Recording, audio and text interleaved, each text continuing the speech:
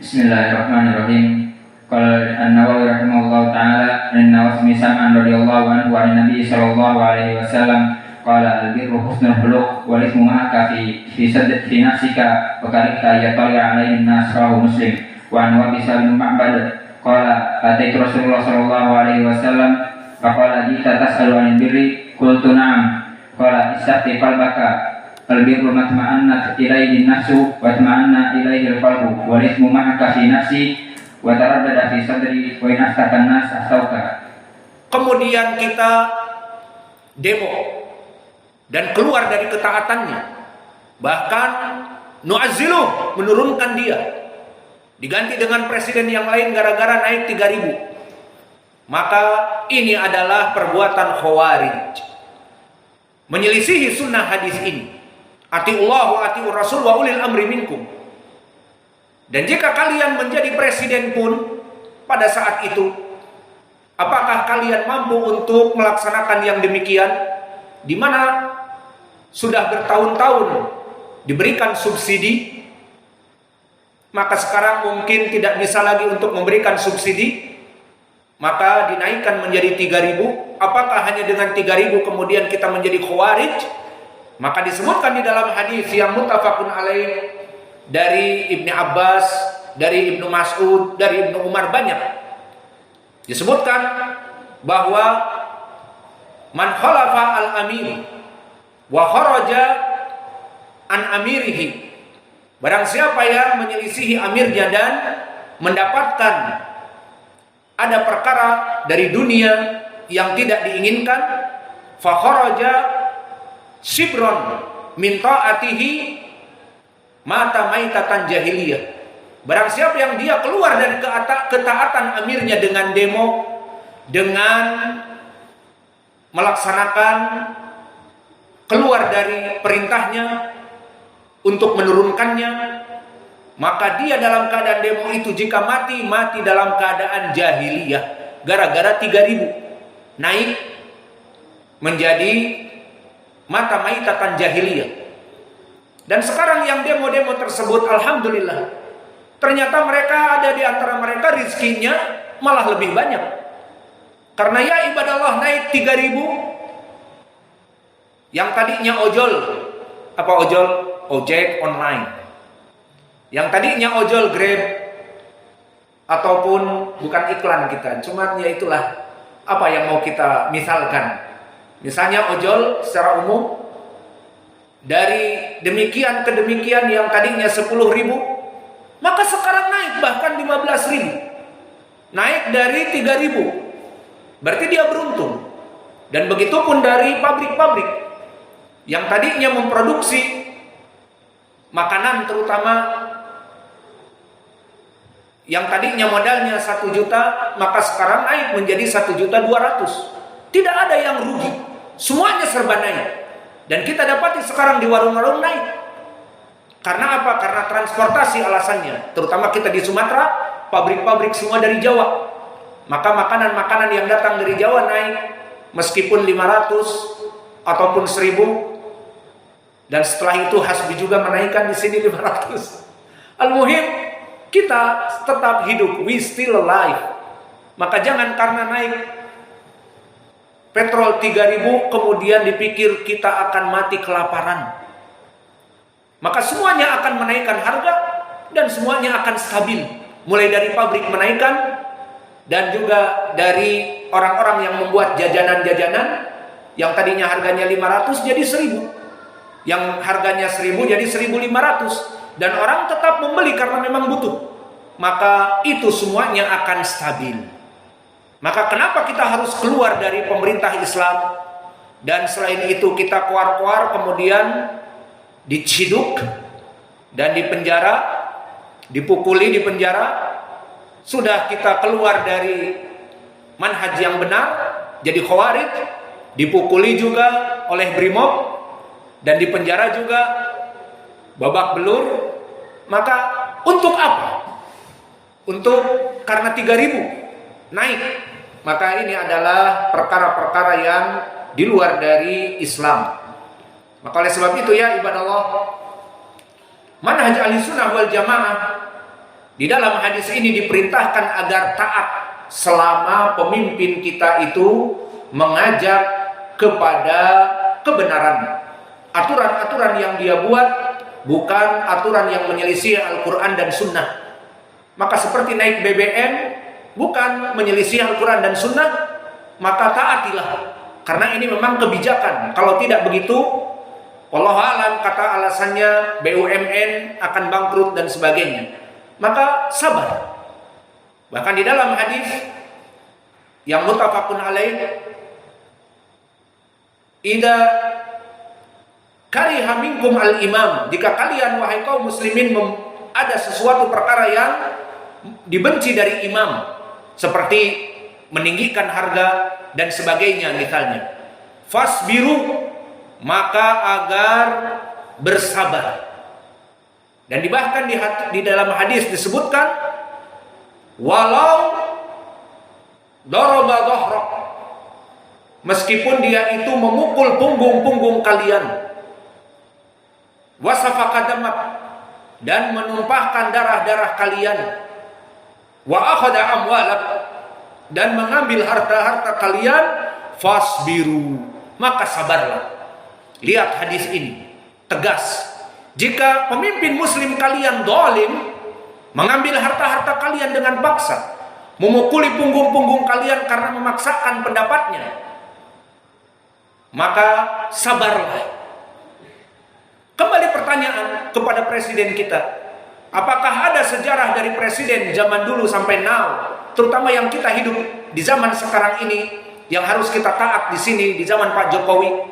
Apakah Pak Jokowi memerintah kepada kita untuk diambil harta-harta dan gaji-gaji kita secara paksa, dan kita dipukul jika tidak mentaati perintahnya? Maka jika kita melihat khobar-khobar jauh sifat presiden kita dari itu, maka kenapa kita tidak taat kepadanya? Kalau tadi di dalam hadis, meskipun kalian dipukul punggung-punggung kalian, wa kadzalika akhadhu amwalakum fasbiru, maka bersabar. Fa kaifa al'an bi raisina Pak Jokowi masalah, dan sekarang dia, maksudnya dulu beberapa bulan yang lalu, bahkan tidak malu-malu, ada warganya yang mensidangkan dia ijazah palsu dari UGM, maka dipersidangkan. Presiden dipersidangkan oleh orang awam, dituntut, katanya ijazahnya palsu. Maka apa faedahnya untuk dia? Misalnya ia atau tidak membuka aib presidennya sendiri. Sekarang Presiden Jokowi, insinyur of Jokowi, menjadi pemimpin presiden of G20 di Bali. Sekarang semua negara-negara G20 berada di Bali, di bawah pimpinan Pak Jokowi. Pada saat itu diperbincangkan bahwa ijazah UGM-nya palsu. Ada yang sampai seperti itu, kurang adab kepada presiden dan ingin mendiskreditkan presiden. Maka dia sabar, tidak menuntut dan tidak menjatuhkan dan sebagainya. Alhasil perintah-perintah dari Nabi Muhammad SAW agar kita taat kepada pemimpin. Bahkan di hadis-hadis disebutkan, meskipun memukul kalian dan memenjarakan kalian dan mengambil harta-harta kalian, fasbiru, maka sabarlah selama bukan kufron bawah, selama mereka itu masih muslim, masih sholat dan memerintahkan perkara-perkara yang Islam, sabarlah. Maka kita meyakini dengan itu pula ketaatan kita kepada amir, ta'atuna li amirina min asbabi dukhulil jannah. Ini keyakinan kaum muslimin. Aina dalil? Dalilnya diriwayatkan oleh Imam At-Tirmidzi dari sahabat Abu Umamah. Berkata Rasulullah sallallahu alaihi wasallam fi hajjatil wada, ya ayuhan nas, i'budu rabbakum wa sallu khamsakum wa sumu syahrakum wa adu zakata amwalikum wa ati'u dha amrikum tadkhulunal jannah rabbikum. Maka wahai manusia, taatilah dan ibadahlah kepada Rabb kalian, dan berpuasalah bulan Ramadan kalian, salatlah 5 waktu kalian, bayarlah zakat-zakat kalian, wa ati'u dza amrikum, dan taatilah pemimpin kalian. Madza ba'da dzalik ta'atu waliul amr, tadkhulunal jannah rabbikum. Kalian masuk kepada surga yang diberikan oleh Rabb kalian. Idan na'taqidu bihadzal hadits, bahwa ahli sunnah wal jamaah, ta'atu waliul amr inda ahli sunnah wal jamaah min asbabi dukhulil jannah, dari penyebab orang masuk kepada surga, taat kepada presiden kita.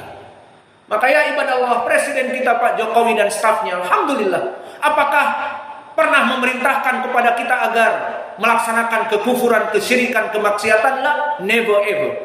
Bahkan membangun Indonesia dan memberikan kesejahteraan kepada kaum muslimin semampunya, karena dia juga manusia seperti kita. Maka kita bersyukur kepadanya dan taatilah. Dengan taat kepada presiden kita penyebab masuk surga, itu keyakinan ahlu sunnah wal jamaah.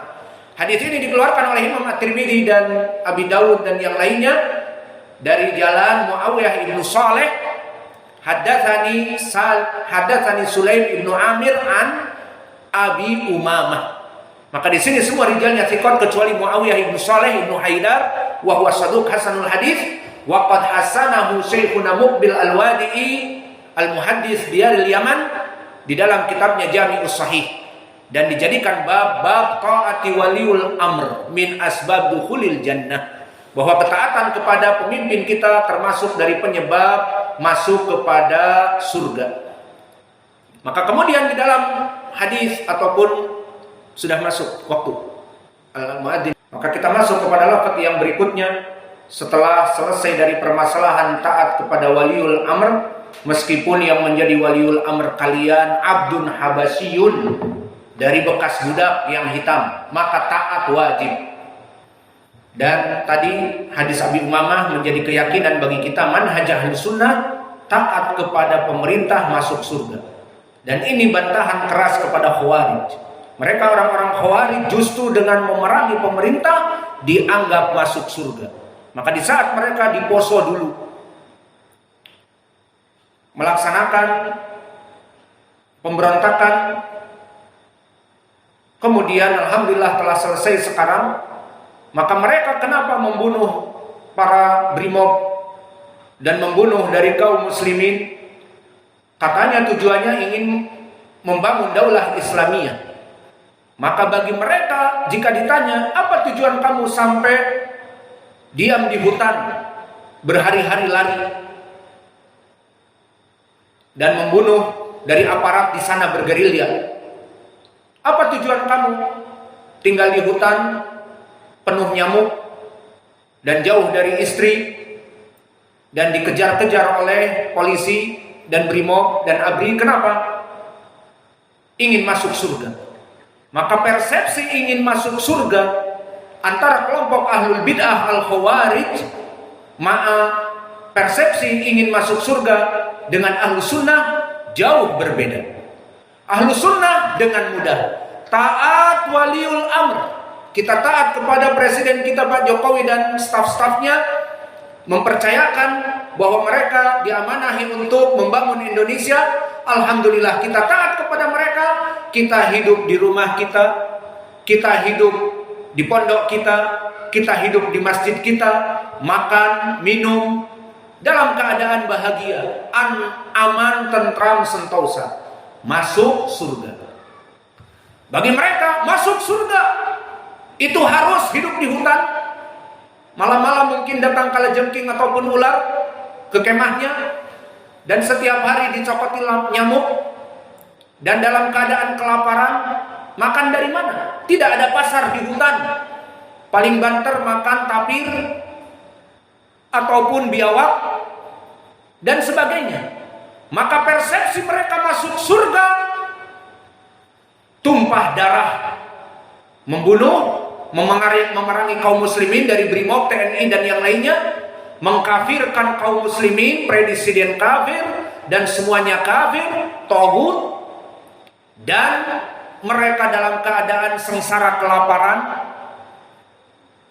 dan dalam perasaan takut karena di hutan itu dikirim kelompok Kopassus, kelompok Brimob yang menghancurkan mereka. Yang akhirnya komplotan ini akhirnya mati. Dan mereka menyangka bahwa mereka adalah para mujahidin. Maka jika ditanya kebanyakan dari mereka, kenapa kalian melaksanakan yang demikian? Aku ingin mati syahid dan menikah dengan bidadari. Maka persepsi masuk surga kelompok ahlul bid'ah, capek, susah, harus di hutan, memengarangi pemerintah, takut ada mata-mata pemerintah, ada petani lewat, dibunuh. Kenapa? Takut dia itu mata-mata pemerintah. Padahal petani yang mencari tawon atau mencari madu ke hutan, ketemu mereka, langsung ditembak. Kenapa? Ditakutkan dia jasus, mata-mata. Maka kehidupan orang-orang ahlul bid'ah, terutama khawarij, persepsi mereka ingin masuk surga susah. Lapar di hutan, banyak nyamuk, dimakan lintah kakinya, jauh dari istri, angan-angannya dipenuhi dengan membuat daulah Islamiyah atau mati syahid menikahi 70 perempuan. Adapun kita di sini ahlu sunnah, kita dengan 4 istri kita, kita dengan anak-anak kita, dan dengan murid-murid kita, dan dengan ilmu, tentram, aman, sentosa, mengajar, makan enak, warung dekat, pasar dekat, dan tidak ada perasaan takut, aman. Ada Kapolsek depan kita, aman. Ada Babinsa berputar-putar di pondok kita, aman. Karena bukan khawarij. Maka inilah persepsi yang berbeda surga dari pandangan ahli sunnah dan pandangan ahlul bid'ah. Selesai dari permasalahan taat kepada waliul amr, kembali kepada hadis. Maka dikatakan oleh Nabi, "Faman fa innahu may ya'is minkum fasayara ikhtilafan katsira." Maka barang siapa yang hidup setelahku akan melihat perpecahan yang banyak dari kaum muslimin. Hadihi min dalailin nubuwah. Ini adalah mukjizat dari Nabi dari mengetahui perkara yang akan datang, dari alamat kenabian. Maka Nabi telah mewanti-wanti di saat dia hidup, barang siapa yang hidup setelahku, man ya'is minkum ba'di fasayara ikhtilafan katsira. Islam akan terpecah belah. Dan itu ucapan Nabi ternyata benar adanya, karena wa ma yantiqu 'anil hawa in huwa illa wahyun yuha. Apa yang keluar dari lisan Nabi bukan dari pemikirannya, persepsinya, pendapatnya, tetapi wahyu dari Allah. Fa aina dalil ala annahu haq? Hadis iftirakul ummah. Maka di hadis iftirakul ummah yang datang dari berbagai sahabat, datang dari Abdullah bin Amr bin Al-As yang ma'ruf dari lafadznya, "Sataftariqu ummati ila 73 firqah kulluha fin nari illa wahidah." Ditanyakan, "Man hiya ya Rasulullah?" "Kulluha fin nar illa wahidah." "Fa idan man hiya ya Rasulullah?" "Qala ma ana 'alaiha wa ashabi." Yang mana